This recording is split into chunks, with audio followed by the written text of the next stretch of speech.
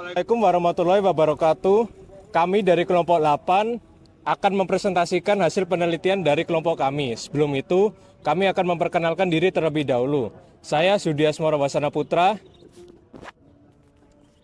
Saya Muhammad Zidane Wayu Saputra. Dan saya Muhammad Sadam Niam Kurniawan. Lalu yang terakhir, saya Muhammad Aril Andrian. Dan pada mata kuliah PKN ini akan diampu oleh dosen kami yaitu Ibu Dr. Luciana Margaret Tijau, SH, MH. Bullying adalah tantangan serius yang dihadapi oleh sistem pendidikan di seluruh dunia. Situasi ini mengkhawatirkan karena berdampak langsung kepada pelajar. Secara khusus, penelitian yang dilakukan oleh Kementerian Pendidikan, Kebudayaan, Riset, dan Teknologi yang pada itu tahun 2021 mengungkapkan bahwa kasus penindasan atau bullying itu terus meningkat di Indonesia, yang mana itu urgent untuk segera ditangani.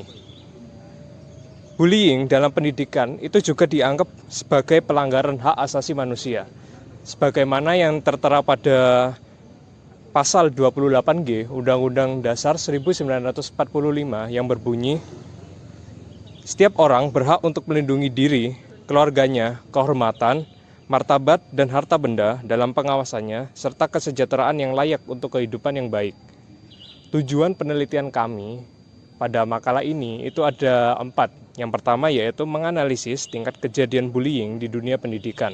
Yang kedua, untuk meneliti faktor-faktor pemicu bullying. Yang ketiga, menganalisis dampak psikologis dan juga emosional pada korban bullying. Keempat, mengevaluasi efektivitas kebijakan dan program anti-bullying. Nah, untuk manfaat dari penelitian kami itu ada 4. Yang pertama itu untuk memberikan pemahaman mendalam kepada pihak terkait. Yang kedua, mendukung perancangan program pencegahan bullying yang lebih efektif. 3, memberikan pedoman untuk perbaikan kebijakan dunia pendidikan. Yang keempat, untuk memberikan landasan untuk penelitian lanjutan. Nah, selanjutnya itu akan kami bahas rumusan masalah. Rumusan masalah dalam makalah ini itu akan difokuskan pada berbagai aspek bullying di dunia pendidikan, dengan tujuan untuk merinci dan menganalisis dampak, penyebab, serta upaya penanggulangan yang dapat diimplementasikan. Rumusan yang pertama itu adalah yaitu apa saja bentuk-bentuk bullying yang umum terjadi di lingkungan dunia pendidikan. Yang kedua, apa dampak psikologis dan emosional pada korban bullying. Yang ketiga, apa peran lingkungan sosial dan budaya dalam meningkatkan atau mengurangi kejadian bullying yang terjadi di sekolah. Yang keempat, apakah peran pendidikan formal, terutama pendidikan kewarganegaraan, dalam penanggulangan bullying di dunia pendidikan.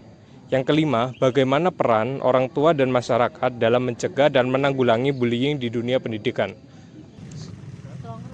Berdasarkan analisis terhadap berbagai pendapat profesional yang dimuat dalam berbagai buku dan jurnal, bullying dapat diartikan sebagai serangkaian perilaku agresif yang mempunyai unsur berulang dan dilakukan oleh seorang individu atau kelompok individu yang bertujuan untuk menimbulkan kerugian, mendominasi individu lain yang berada dalam posisi lebih lemah. Bullying di dunia pendidikan adalah fenomena serius yang dapat merugikan kesejahteraan siswa dan menciptakan lingkungan belajar yang tidak kondusif. Untuk mengatasi masalah ini secara efektif, penting untuk memahami berbagai jenis bullying yang mungkin terjadi. Berikut adalah jenis-jenis bullying yang berdasarkan pandangan ahli yang terdokumentasi dalam berbagai buku dan jurnal. Yang pertama ada bullying fisik. Bullying fisik mencakup tindakan-tindakan yang bersifat langsung terhadap tubuh atau properti fisik seorang. Ini dapat mencakup pukulan, tendangan, dorongan, atau perusakan barang milik korban. Selanjutnya ada bullying verbal.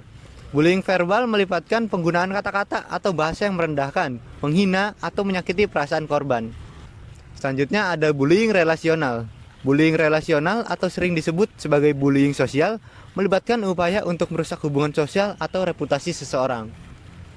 Selanjutnya, dengan berkembangnya teknologi, muncul jenis bullying baru yang dikenal sebagai cyberbullying.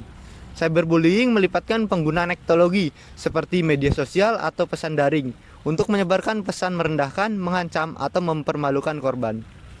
Selanjutnya ada bullying seksual. Bullying seksual melibatkan perilaku-perilaku yang bersifat seksual dan merugikan seseorang. Yang terakhir ada bullying rasis dan diskriminatif. Bullying rasis atau diskriminatif terjadi ketika seseorang diserang atau dianiaya berdasarkan ras, entitas, atau karakteristik diskriminatif lainnya. Bullying di dunia pendidikan telah menjadi fenomena yang sangat serius. Tidak hanya merugikan korban secara langsung, tapi juga menciptakan dampak jangka panjang pada kesejahteraan manusia, maksudnya psikologi mereka. Berikut adalah dampak bullying berdasarkan pandangan ahli yang terdokumentasi dalam berbagai buku dan jurnal. Nah, yang pertama, bullying memiliki dampak psikologi yang sangat signifikan pada korban. Korban bullying sering mengalami stres, cemas, dan depresi. Pengalaman ini dapat memengaruhi konsentrasi dan kinerja akademis mereka. Nah, selanjutnya bisa mempengaruhi perubahan suasana hati, rendahnya harga diri, kesulitan dalam membentuk hubungan interpersonal yang sehat. Kemudian korban bullying mungkin mengalami isolasi sosial. Nah, kesulitan membentuk ikatan persahabatan dan bahkan penarikan diri dari kegiatan sosial. Bullying fisik tidak hanya dapat menciptakan dampak psikologis dan emosional, tapi juga dapat menyebabkan dampak fisik yang nyata. Bullying fisik dapat mengalami cedera fisik seperti memar, patah tulang, atau bahkan luka-luka lainnya. Bullying berdampak negatif pada prestasi akademis siswa. Korban bullying cenderung memiliki nilai akademis yang lebih rendah, tingkat atensi lebih tinggi, dan kesulitan berkonsentrasi di kelas. Yang terakhir, korban bullying mungkin mengalami konsekuensi kesehatan mental berlanjut hingga dewasa, termasuk resiko depresi, kecemasan, bahkan pemikiran untuk bunuh diri. Bullying di dunia pendidikan merupakan fenomena yang meresahkan dan kompleks. Untuk dapat mengatasi masalah ini secara efektif, kita perlu menanggulangi faktor-faktor yang mendorong timbulnya perilaku tersebut. Nah, faktor individunya. Yang pertama, kondisi psikologis dan emosional.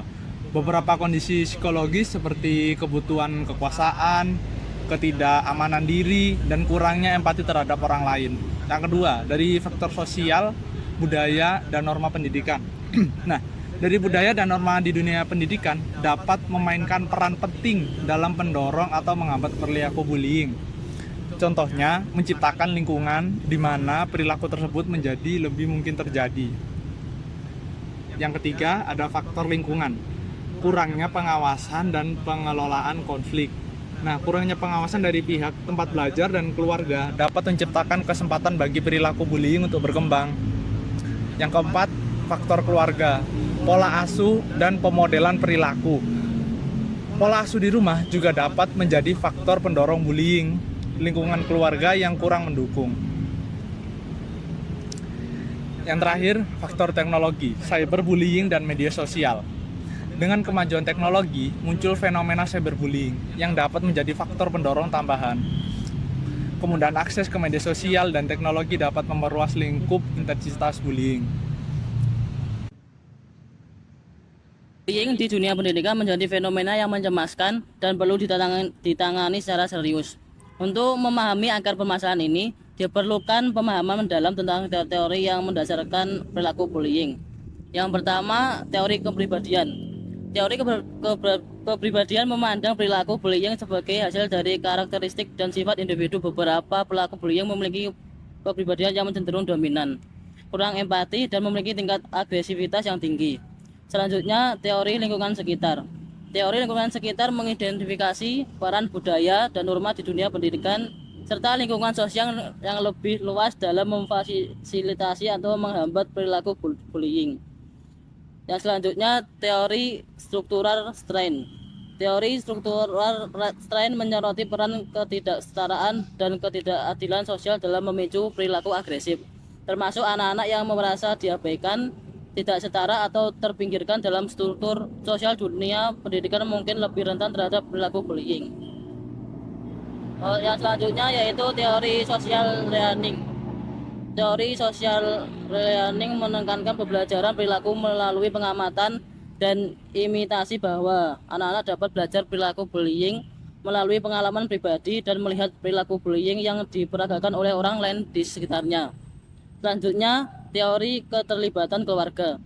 Teori keterlibatan keluarga menyatakan bahwa pola asuh orang tua, kehadiran kekerasan di rumah, dan keterlibatan orang tua dalam mengatasi konflik dapat memengaruhi kemungkinan anak terlibat dalam perilaku bullying. Teori ini menyoroti hubungan antara lingkungan keluarga dan dinamika bullying di dunia pendidikan. Yang terakhir, teori sosiologi konflik. Teori sosiologi konflik menunjukkan bahwa perilaku bullying dapat muncul sebagai upaya untuk mengatasi ketegangan sosial atau ketidaksetaraan kekuasaan di antara individu atau kelompok. Kaitan antara bullying dan kesehatan mental merupakan suatu hubungan yang saling terkait dengan dinamika yang kompleks. Fenomena ini tidak hanya terbatas pada dampak psikologis, emosional, dan sosial, melainkan juga menciptakan dampak yang mendalam terhadap berbagai aspek kehidupan siswa. Lebih jauh lagi, terdapat dampak merugikan pada kesejahteraan psikososial siswa yang dapat melanjutkan hingga masa dewasa. Pengalaman traumatis sebagai korban bullying dapat meninggalkan bekas mendalam dalam kehidupan seseorang, memicu resiko kesehatan mental yang berkepanjangan. Pendidikan kewarganegaraan dengan pemahaman yang cermat terhadap kompleksitas dampak ini memegang peran sentral dalam menciptakan kesadaran di kalangan siswa, guru, atau masyarakat. Melalui program-program pendidikan yang terarah, pendidikan kewarganegaraan dapat mempromosikan nilai-nilai empati, keberagaman, dan kesejahteraan psikososial, bentuk lingkungan dunia pendidikan yang inklusif, aman, dan mendukung bagi semua individu. Kesimpulan dari penelitian kami adalah bahwa bullying di dunia pendidikan itu merupakan fenomena yang serius dan memerlukan perhatian serius dari semua pihak terkait. Dampak negatif bullying tidak hanya dirasakan oleh korban, melainkan juga merugikan lingkungan sekolah. Secara keseluruhan, untuk mengatasi masalah ini diperlukan upaya kolaboratif antara siswa, guru, orang tua, dan juga pihak sekolah. Peran guru sangat penting dalam mencegah dan menangani bullying dengan memahami tanda-tanda dan memiliki keterampilan untuk mengatasi konflik serta membangun hubungan positif. Pendidikan karakter juga dapat membantu mengatasi bullying dengan mempromosikan nilai-nilai seperti empati, toleransi, dan juga sifat saling menghormati. Orang tua memiliki peran krusial dalam mencegah bullying melalui komunikasi terbuka dengan anak dan mendukung mereka dalam mengembangkan keterampilan sosial dan serta emosional. Kampanye, penyuluhan, dan juga sosialisasi di sekolah dapat dilaksanakan untuk meningkatkan kesadaran tentang dampak negatif bullying serta mengajarkan siswa mengenai pentingnya menghormati perbedaan dan bekerja sama secara positif.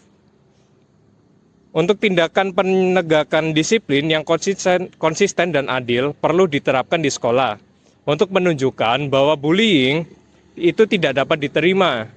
Kerjasama internasional dan pertukaran informasi antar lembaga pendidikan dari berbagai negara itu juga dapat membantu mengembangkan strategi yang cocok dalam menghadapi bullying. Dengan melibatkan semua pihak terkait, kita dapat menciptakan lingkungan pendidikan yang aman, inklusif, dan juga mendukung bagi semua individu, sehingga setiap individu itu memiliki kesempatan yang sama dan hak untuk belajar dan tumbuh tanpa rasa takut dari bullying itu sendiri.